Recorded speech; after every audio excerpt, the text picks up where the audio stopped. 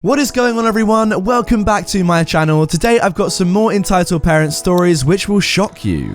Entitled Mum didn't listen to the carbon monoxide alarm. Hi, it's currently 3 AM and at the moment I'm sitting in the back of my mum's car because the monoxide alarm went off a whole 3 times before she got my family out. I was basically begging her to get us out and she scolded me because apparently her intelligence was insulted because I told her we shouldn't be freaking ignoring it. What did she do? Scold me and tell me to go back to bed. 15 minutes later, the alarm goes off again. Of course it freaking does. By the time I'm getting dressed and telling my brother to get out of the house, she finally decides to tell us to leave. As if we weren't gonna freaking do that. Keep in mind that I, 14 years old, had to get my brother ready to leave because she thought opening the windows would keep us safe. She's been neglectful before, but this is a new freaking low. I'm already nauseous and in pain, and when I tell her this, she gets angry again at me because apparently I sounded too aggressive. Sorry for venting about it here. I'm just sick of her acting like this. It's disgusting. She could have gotten my brother and the rest of us killed. Oh my goodness me, it sounds like the monoxide was killing her brain cells. Anyway, let's move on to OP's update of this story. Many have been asking for an update on the situation, and while I wasn't originally intending on doing so, I guess I owe you guys that.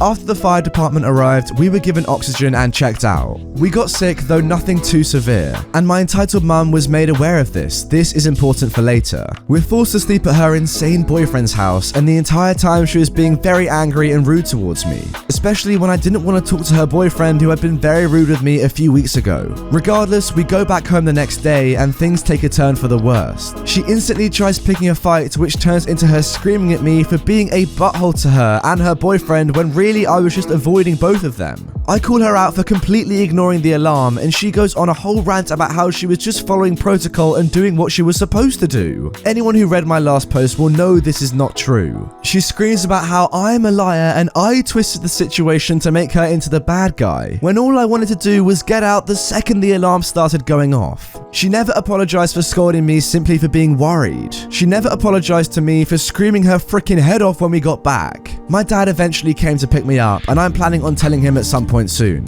Since then, I felt nauseous to the point where I didn't eat dinner and my nose even started to bleed. My lungs hurt as well. She has the audacity to tell me it's all in my head despite the paramedics literally telling her I got sick. I plan to move in with my dad if I can. Thank you all for the support. If more happens, I'll make another update. Holy heck, OP, run, go and live with your dad. Tell a teacher at school you need to keep yourself safe and if possible your brother as well. She literally could have killed you. Please tell someone in authority about what happened. She needs to be monitored and put in jail. For those of you that don't know, carbon monoxide poisoning can be fatal and therefore this is the most serious post I've ever read on this subreddit. Wow, what an insane start to this video. Now let's move on to our second story and hopefully something a little less serious. Wild Karen appears. Entitled mum thinks it's okay to touch pregnant mum, gets slapped and arrested. So the cast is me, a rookie cop, PM, pregnant mum, and of course entitled mum Karen. So I just started my shift and I was feeling good. I had a good dinner, all my good partners were on shift, and I was jamming out to my favorite Backstreet Boys track in my car. Then it happened. Dispatch sends out a call about a disturbance at a local coffee shop in my area. So I take the call and zoom on over. I pull up and there she is, Karen. I take one step out of my patrol car and she basically runs up to me. Now Karen was 42 years old with that really short haircut and I did notice that she had a big red mark on her cheek. "Mom, is everything alright?" Karen says in their most dramatic tone. "Thank goodness you're here. I was just attacked by a crazy woman in the coffee shop." "Okay, where is she?" Karen points to a woman in the shop. I tell her to wait outside. She doesn't, and I request an additional deputy to come out. I walk inside and see a young woman who is very angry and very pregnant. I would have to say like 7 months maybe. She's sitting at the table on her phone. I approached her and asked her what happened. So I'm in here just getting a coffee, just minding my business, when that lady, she points at Karen, walks up to me and starts touching my belly. I ask her to stop, but she keeps touching me. Then when the barista sets my coffee down for me, she, Karen, takes it off the counter, hands it back to the barista and says it's illegal to sell coffee to a pregnant woman. Then she starts touching my belly again, saying that I'm a bad mum. I ask her to leave me alone and stop touching me. She then tells me she is a mother and that it's okay. She got really rough with touching my belly and I got scared. When I tried to walk away, she wouldn't stop, so I slapped the female dog to get her to leave me alone. I look at Karen, who was standing by the door, rolling her eyes eyes as the pregnant mum was telling her story. My partner shows up and walks up to me. Now my partner is a no BS, short, southern, corn-fed, mud-raised woman. I asked her to hold it down out here. I talked to the manager and several employees behind the bar. They all confirmed what the pregnant mother said, and the manager even brought me back to the office and showed me the security footage. All of it confirms the pregnant mother's story, and on the camera it looked like Karen was getting aggressive with the mother because the pregnant mother tried to walk away and Karen wouldn't let her stomach go. I walk out to the pregnant mum. Mom, you want to press charges? Yes, please. I walk over to Karen. Mom, I'm gonna ask you to turn around and place your hands behind your back. What? You're under arrest. Side note, in my state you can be arrested for intentional and unlawful touching of someone. Since Karen was both aggressive and kept touching this pregnant mum, she broke the law. You can't arrest me. It's not illegal to touch a pregnant woman. You should arrest the employees of this place. They were giving coffee to pregnant women, endangering the child.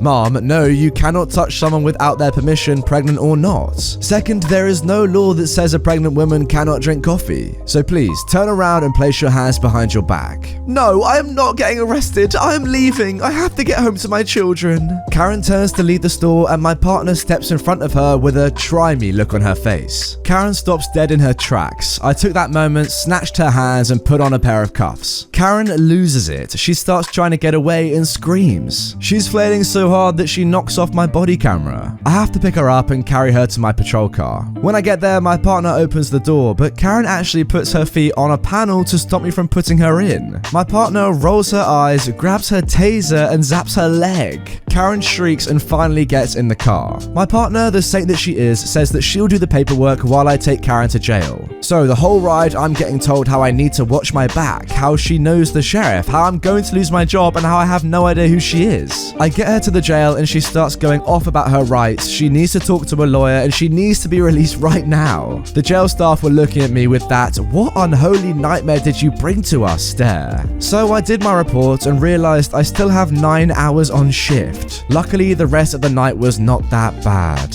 Oh, well there you go. That is the life of a police officer. Spend hours dealing with someone so entitled like this mum and then have to do 9 more hours on shift. Oh my goodness me. So this entitled mum turned a misdemeanor charge into resisting arrest, assaulting an officer and probably some other charges as well. Not to mention whatever she did when she got to jail. I doubt she behaved there either. Like, why can't these people when they get arrested just take the arrest? They'll be out of jail in no time and now they're going to be in there for a long time probably. Moving on to our final story, you can't use being pregnant and not feeling good forever as a reason not to watch my kids for free. This happened years ago when my husband and I lived on a military base and I ran an in-home daycare that was regulated through Child and Youth Services, CYS. We had one child of our own and it was a remote base, so jobs were scarce, so I figured this was a good option for me to work and be able to also stay home with our kiddo. The daycare spots were a shortage and that meant I was full and even had a wait list. This also meant I could kind of pick and choose the kids I had in my care. For the most part, I had great kids and decent parents. I even became friends with one of the sets of parents, and that was my mistake.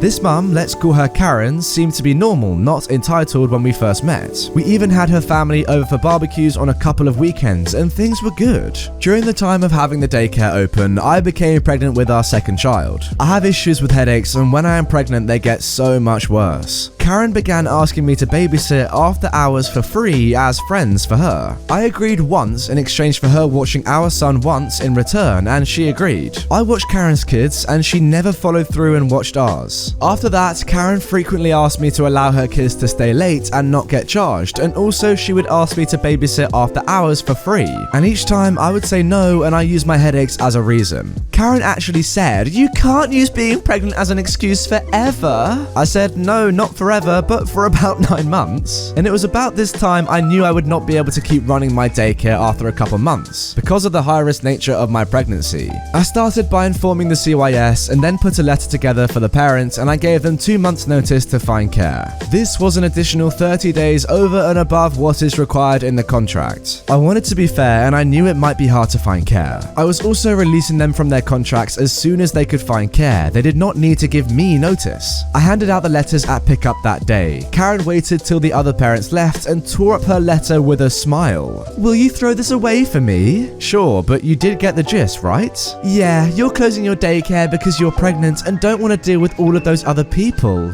No, I'm closing because I have a high-risk pregnancy and my doctor says I shouldn't be chasing after all the kids and I will have lots of appointments. Yeah, but you can still watch my kids for me. And since you won't be a full daycare, you can do it for a lot cheaper. Karen, I'm closing my daycare. Okay, then at least you can watch my kids for free while I find daycare and be my backup care. No, I'm sorry, Karen, I'm not doing that. This is ridiculous. Women get pregnant all the time and you already have to watch your son, so you can totally watch my 2 kids too. Or are you telling me you can't watch your son either? I'm not going into this. I think it's time for you to find a new provider. Fine, but I don't think I should have to pay you while I look for one. You have to pay or I will stop watching your kids. Karen left with her kids. She kept bringing her kids, and when it came time for her payment, all of a sudden her husband came to get the kids and drop them off and said Karen will be bringing the payment. This went on for 2 days, and then I told him that if I wasn't paid, I would not accept the kids into care and they would still owe me for the past due.